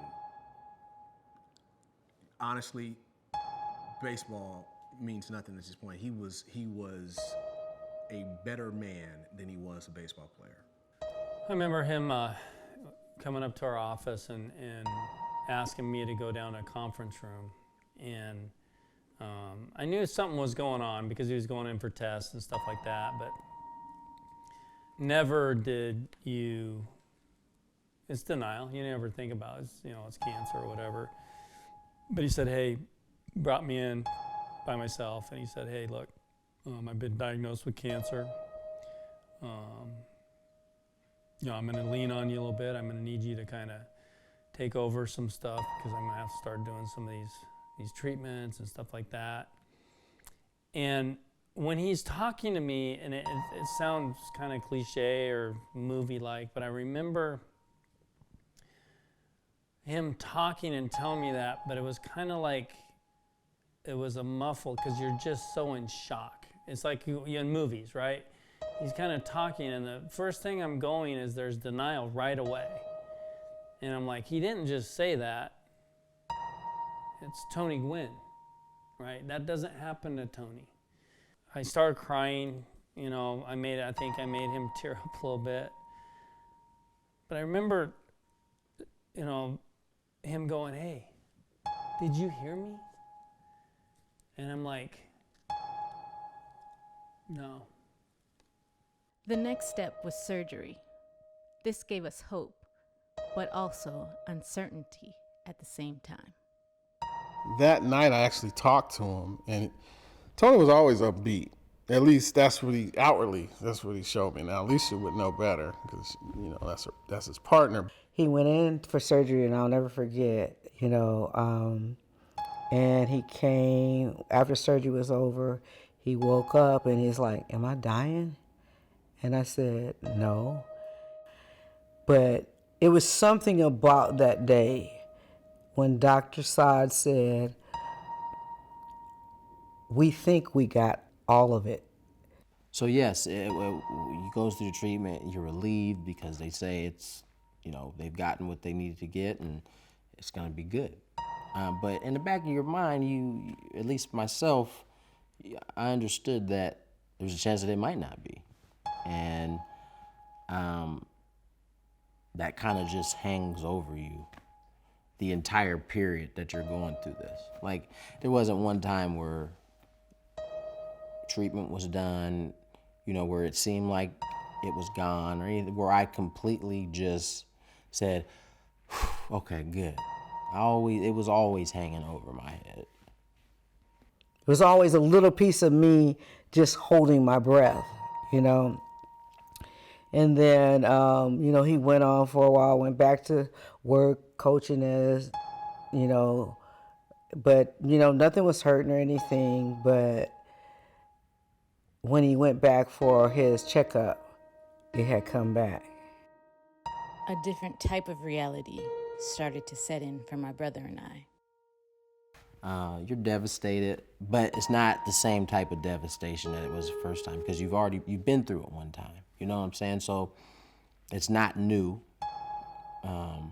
But again, you the whole time you're thinking it could be the end at any point. The first round of chemo was really hard on my dad, and it got to the point where I just felt like I needed to be there every day. So every day he came back from chemo and I was there, whether he was sleeping, whether he had energy, whether he was sick. I was there because I needed to see for myself, and I wanted to spend as much time with him as possible. This is a man that was super joyful most of the time, like loved to laugh. That by the time we start getting into the second treatment, you can see that starting to be sucked out of him because of the treatment. And that was difficult. That was difficult. I mean, my dad and I had a relationship where we talked almost daily. And that was slowly not happening anymore. I understood why, though. And during that time, like, he didn't smile, he didn't laugh. It was just a rough time. And even after that, you know, he didn't really smile the same. It was like, you know, he had went through something and it had changed him. And it had changed everybody. Everyone's fear became a reality. The cancer came back a third time. It's like my spirit never settled. And when my spirit doesn't settle, I know that it's not complete. Dr. Saad said it came back. And that was the first time I seen my husband so dejected. His legs almost came out from under him. And he just fell into me and just hugged me. And I think he was going in for a 16-hour surgery. And we had to make sure after that surgery that everything worked. Finally, they were done. We all went to his bedside, and he woke up and he was like, hey, you know, and everything was working, you know. He came out of that and he came home. He said, you know, I'm not afraid to die. He said, I actually left here and came back, and I'm not afraid to die. And that point I knew that it was going to be a long, tough road. My dad's extended family was his players and coaches at San Diego State. They also witnessed this journey with us and supported him dearly through this fight, which became the fight of his life. You know, our job from that time forward was like, look, man, we got you. No matter what, we got you. And you don't worry about the boys, because that was going to be his biggest worry, is he wanted the boys to be taken care of. And I said, we're going to take care of the boys. I said, what we need to do is take care of you. And that whole dynamic is the boys, our players, were there for him And oddly enough, he was there for the boys. He would come. He would come from chemo. He would sit on the bench. You know, he'd coach them up from the bench. Like, there's nobody else that would give that to, because of how bad he felt. And you know, and you think about it, when you don't feel well, you're selfish. I don't care who you are. If you have a cold, it doesn't matter. Yourself, you feel crappy. That man would show up to practice after doing chemo. It might be the 5th day of chemo. And he would come to practice. And he would do it for those boys. And in turn, the boys would make sure they were on it for tea. It was beautiful. And we talked a little bit about mental toughness. You talk about tough.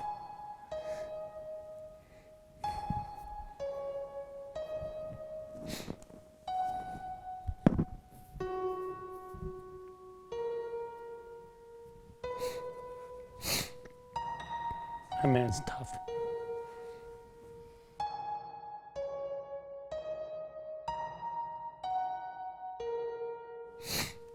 He's the toughest man I know.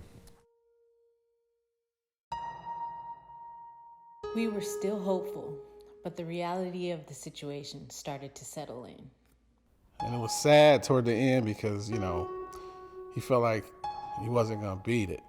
But he was tired of taking all the treatment. So, and at that point, I was working in Seattle.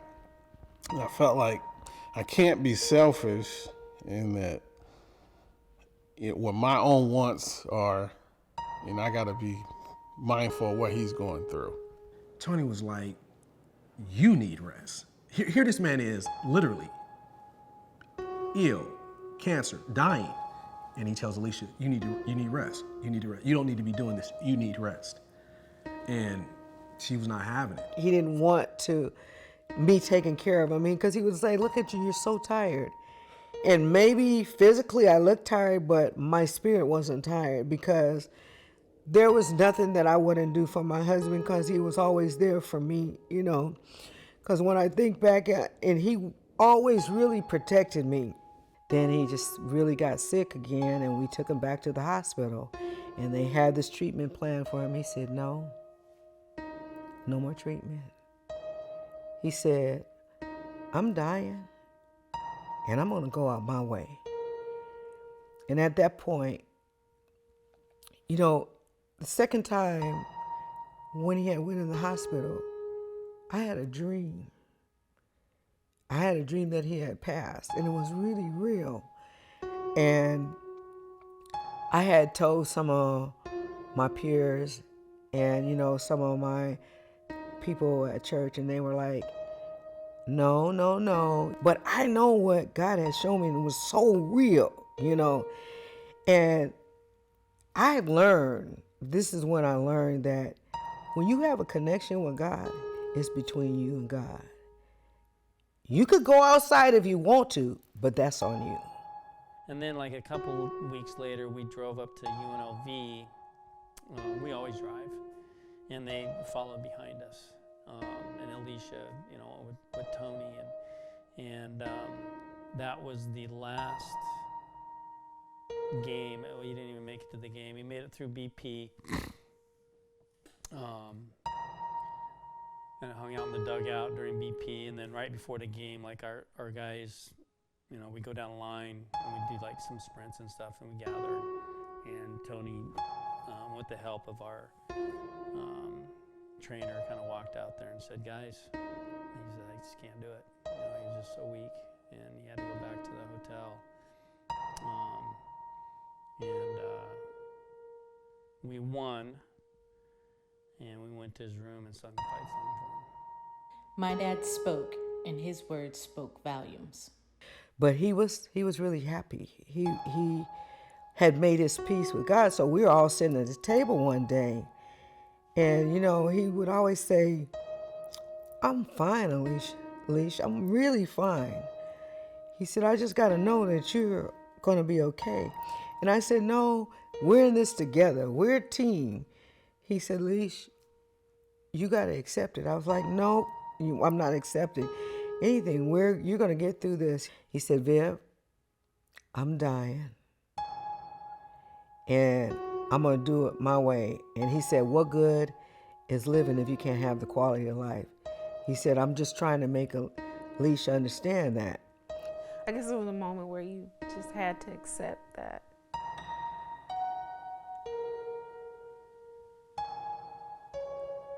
that was going to be the end result. But as you know, like I said, like I still was like, no. And he did say Alicia was just going to have to accept it. And I was, at that point, I was getting a little angry that he was saying it, you know. And I remember, you know, I wheeled him back into the room. He said, Leash, I just need to know that you're going to be all right, that you're going to carry on, you're going to keep the family together, and you're going to be okay. And, you know, I just kind of like just lay, you know, helped him get back into the bed. And, I just went in the other room and I just laid down. And I think I probably cried so hard. It was the hardest thing in my life that I really had to accept it. And I knew that God wanted me to accept it because it was really up to him. My dad had a single request. But he asked of all of us not to tell my brother how bad it really was. He felt that my brother had a job to do and he had a family to take care of. And, you know, through the whole ordeal, my dad didn't really ask for much. That situation was hard because Lil Tony and I are so close. He kind of leaned on me to tell him the real, what was really going on. But I wanted to honor my uncle. I always thought of that disappointing look that I would get if Lil Tony had walked into the room. And I wouldn't want that to be my last, you know, memory of my dad. So I kept my word and I didn't tell him. And that was hard, and I still sometimes feel bad about it, but I think my brother understands that when you're going through that and you know that these are the last times you're gonna be with your dad, that's just not one of the looks you wanna have in your memory. We were concerned how my brother would react upon finding out Dad's only wish. I mean, and that's where I think the anger came from, you know. When I was in it, when it was at that time, it's so easy to be oblivious to some of that because, you know, in order to play at any top level, or only be at the top level, it takes a certain bit of tunnel vision that you have to have in order to have success. And that's what my dad had. That's what all the guys who get to that level have it. Those who can stay in it and longer are the ones that succeed or have more success. So I was in that tunnel vision, so it was easy for me to kind of not look at the signs that were clearly there that I looked at afterwards, you know? And so, yeah, I recognize that. And that's ultimately how I was able to let that anger go, was because I realized if I was in his shoes, would I have done it any differently than he did? Probably not. My brother desperately wanted the season to be over so he could be home with our dad. But he also knew by playing, he could honor him another way. And that way turned out to be our dad's best medicine. It brought him much joy. He was so proud of Lil Tony playing, and he would sit there Every time he got up, his at bat, he locked in with his eyes, watching him doing what he taught him to do. I think if you ask anybody, if you ask Tony Jr. himself, he was probably playing at this point because he wanted to play for his father, because he knew Tony was ill. He just didn't know how far along it was. When I got to Philly, the head clubhouse manager was like, I couldn't. It just made too much sense not to hand you this jersey. And at that point in my career, I was cool. Like, it didn't. That was fine by me. I knew my dad was sick at that time too, so it was kind of a tribute thing for me. He was really strong within, especially when little Tony was playing. For me, I thought it was the bond that they had together was really, it's an awesome bond. One, for Tony to, he didn't want his son to see him like that. And two, little Tony knew he had to be strong for his dad and play to keep his mind off of what he was dealing with. To left center field, Tony Gwynn cuts it off on the backhand. Sherald's trying for two. The throw by Gwynn. He is out at second base. But I know my brother-in-law had a hell of a love and a strong relationship for him to keep playing baseball, because that's hard to do, man. That's hard to do when you know your dad is struggling a little bit like that. And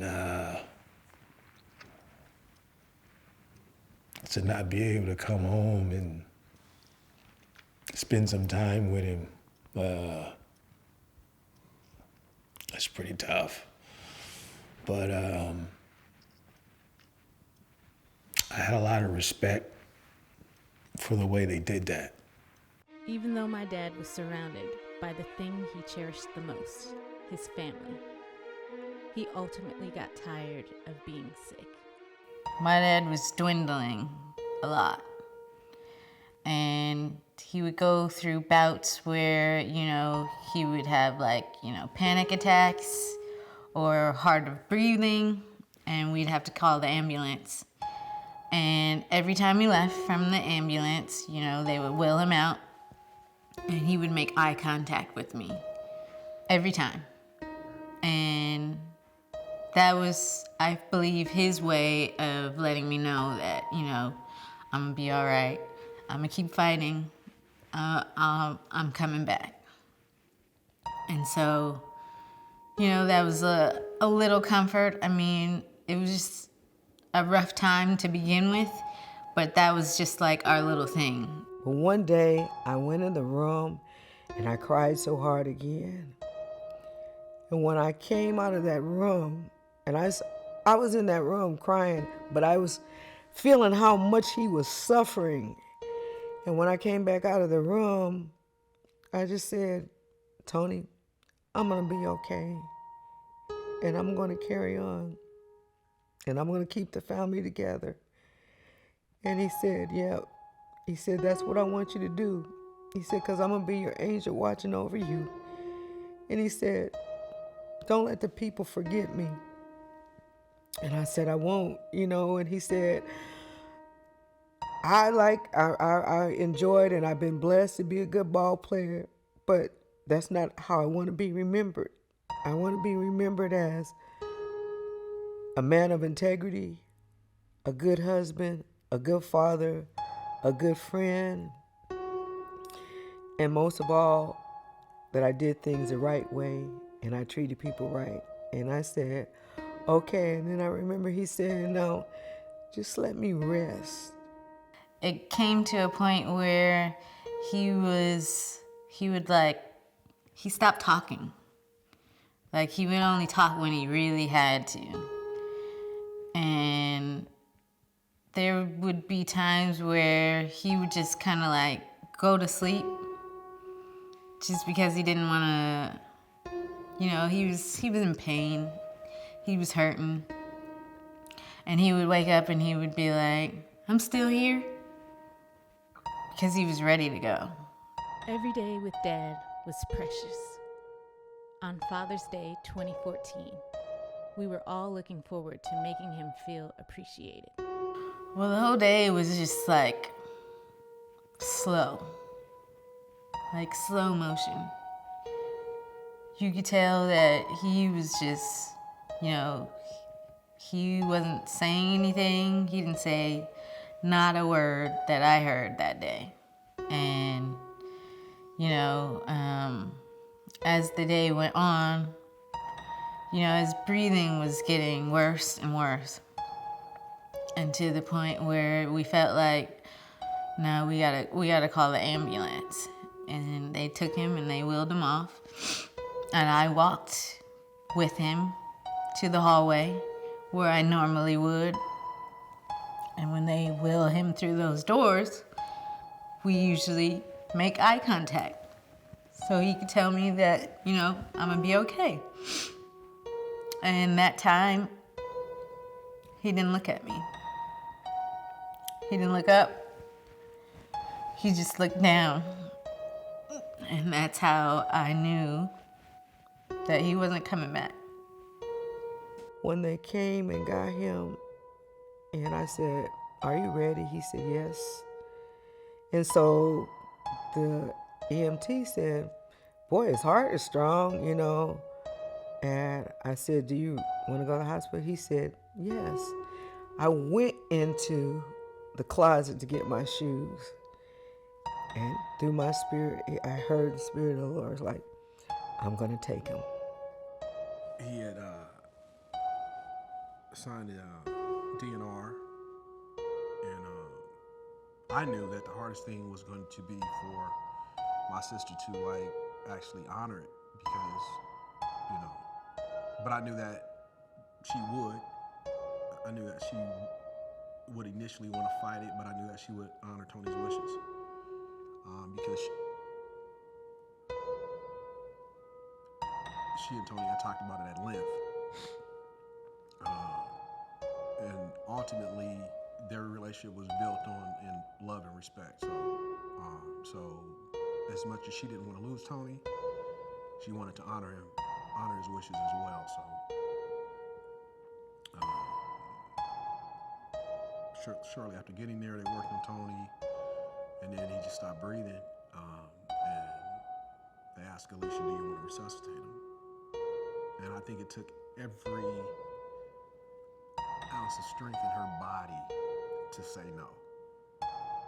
When they said, do you want us to keep trying to revive him? And I said, no, let him go. I believe it was June 16, 2014 is when we lost him. And he went home. And of course, I was just numb.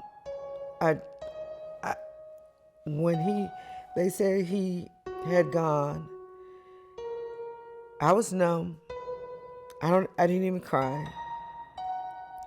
I got in my car because I knew that it was his time. And I went home. I called his mom. And I remember her, you know, crying. And my aunt came back and she called Tiny's out. I kind of knew it was going to happen. And I left. I left Anisha and Kennard at the house, and I took off to the hospital. Left him and just took off and ran in the room and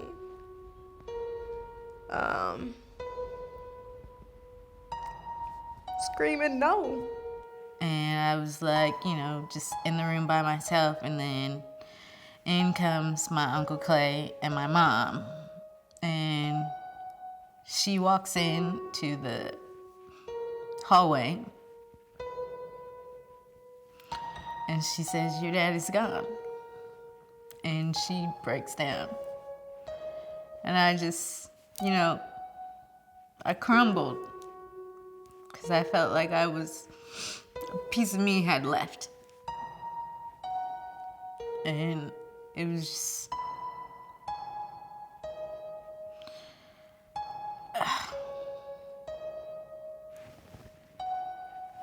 it was just the last thing you want to hear.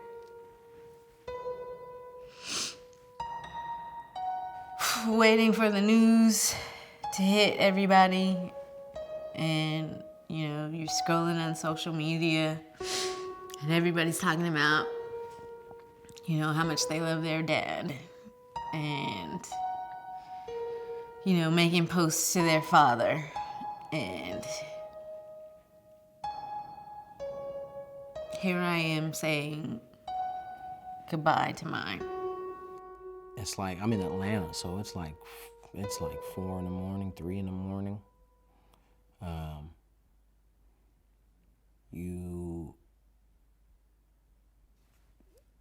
The crazy part is, as soon as my phone rang and I saw who it was, something inside me knew that was what was gonna be on the other end. I immediately made my plane arrangement, got on the plane, let the Phillies brass know what had happened. Jimmy Rollins, who my dad worked with at the early stages of his career, he hit me up, offered to fly me home on a private, and I had already made my arrangement. So my biggest concern was my mom, because I could hear her in the background on the phone call. Seeing her, making sure she was good, and having to, try to be strong around her. Seeing Clarence in the garage was really the first time, because I believe I didn't see Clarence at first. I saw my mom first. Seeing Clarence, maybe that was probably the first time I did cry, like really cry. And so, it's one of those things where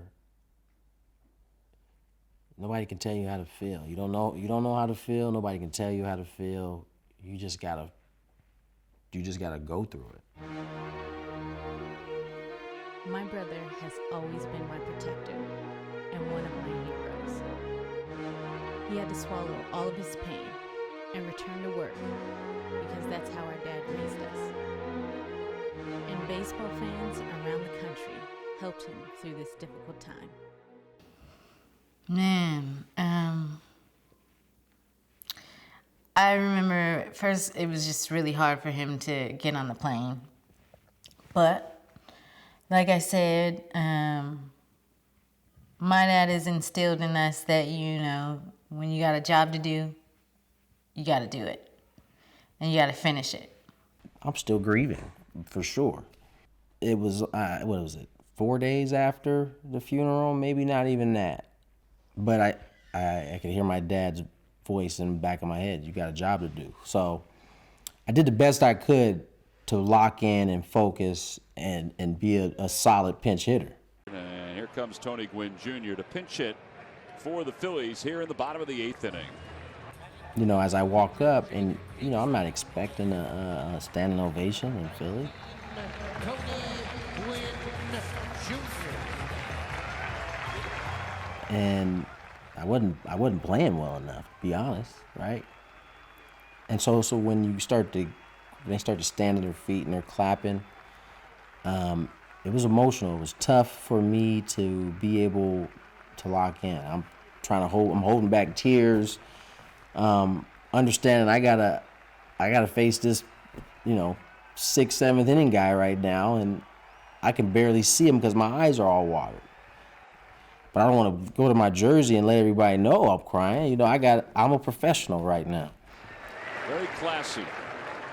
Not only by the Phillies fans, but also by Jared Saltalamacchia, who went out to the mound as this standing ovation was taking place. But, that's one of the reasons why Philly always, have a special place in my heart, because that's just not something they're doing a lot, I'm not like a born and raised in Philly. I wasn't a Philly for a long time. It was my first year. But it showed the respect they have for my dad and myself. And it was just love. You know, I do my best to make him proud. I think the biggest impact he has is on me as family-wise. How to be a good husband.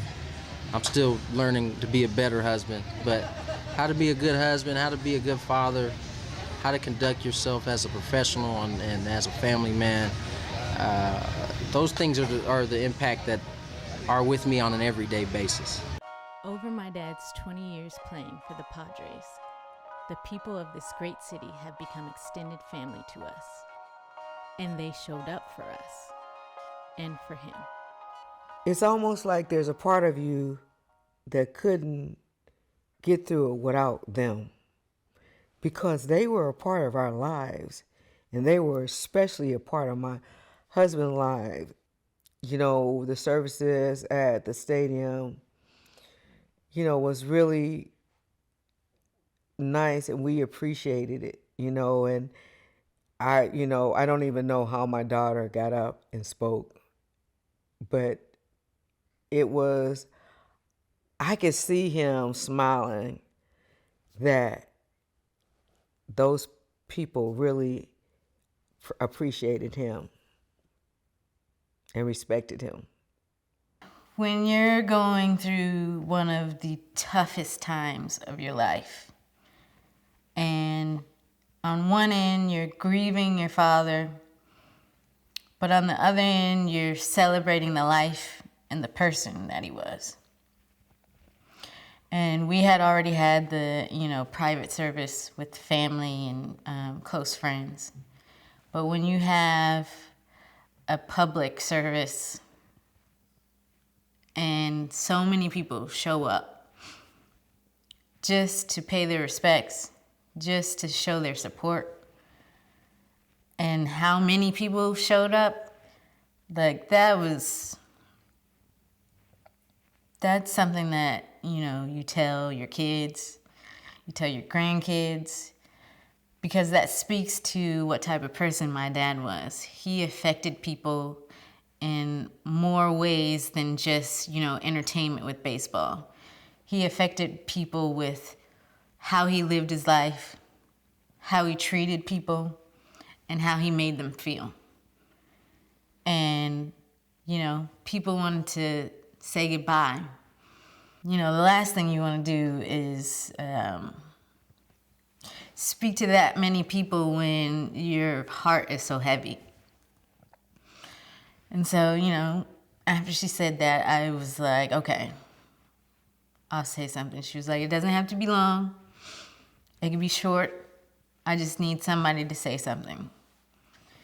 And so I obliged, and, I spoke on behalf of the whole family. And I think I must have said like 4 lines. That's all I could muster up.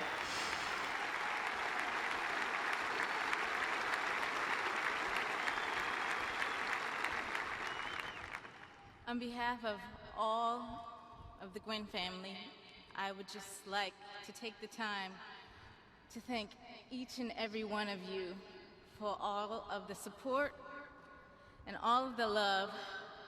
Thank you.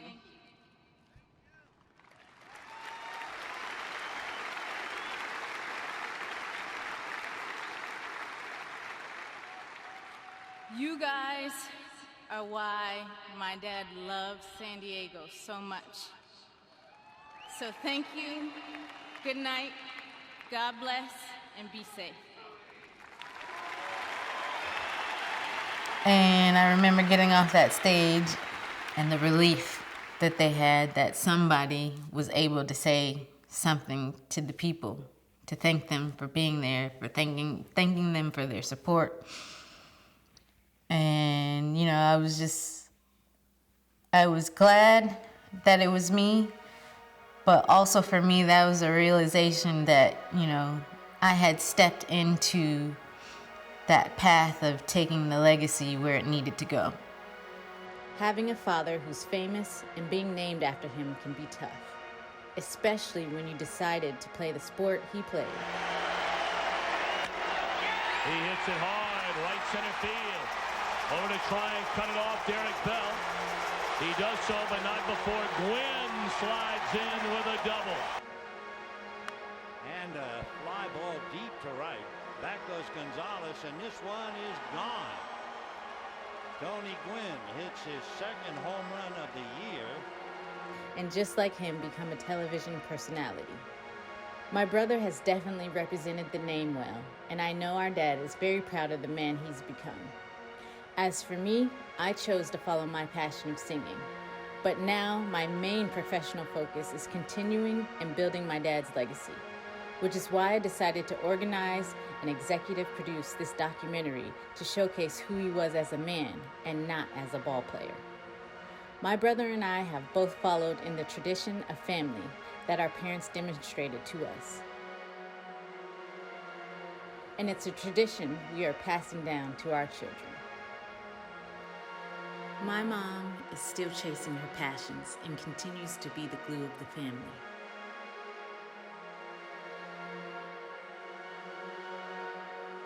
And as a family, we all work together to maintain and grow the legacy of Tony Gwynn. Dad, everyone loved your smile. So smile for us one time while Mom sings to you.